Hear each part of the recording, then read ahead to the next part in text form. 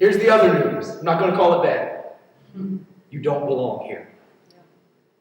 Now, that doesn't mean that we are in the wrong place. It means that we are in a place that will never be home. We are in a place that we should never find our rest in, that we should never find our hope in. In fact, we are here not to make a life for ourselves, but to bring life to others. We are only here to be on a mission. We are here as ambassadors of another place, witnesses of another king, ministers of a brand new and different covenant. We are not here to find our place in the world, but to bring our place, our home, our king and his kingdom to the world that we've been allowed to live.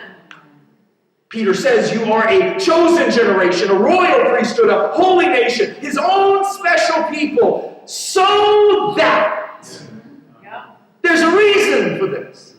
So that means, I'm going to tell you why, because you're not just here to make sure everybody knows that you're chosen and special and holy.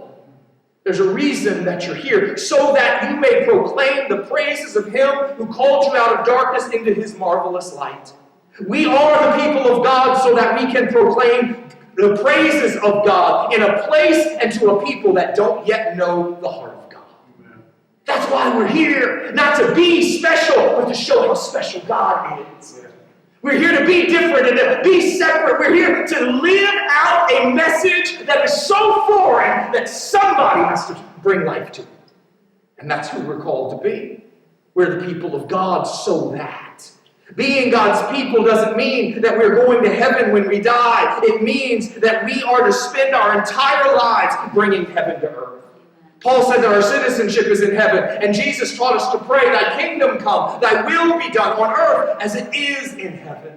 We became God's people by God's work, but we are God's people to do the work of making him known. How do we do that? Because it sounds good, and we've all got different ideas about how we could do that, and we could probably make a long list of how Dank's going to do it, and how I'm going to do it, and how Gary's going to do it, and how Diane's going to. Here's how I'm going to make him known. But the scriptures actually tell us exactly how to do it. Peter is very clear. By proclaiming God's praises for bringing us out of darkness and into his marvelous light. We make him known by announcing his goodness and living in his holiness.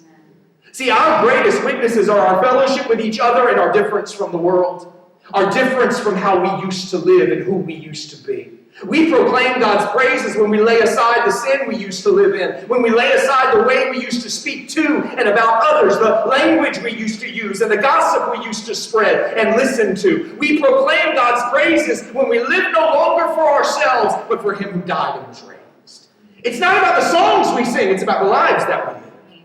Jesus died to change us, and we proclaim God's praises when we live changed lives, different lives, uncomfortable and even questionable lives.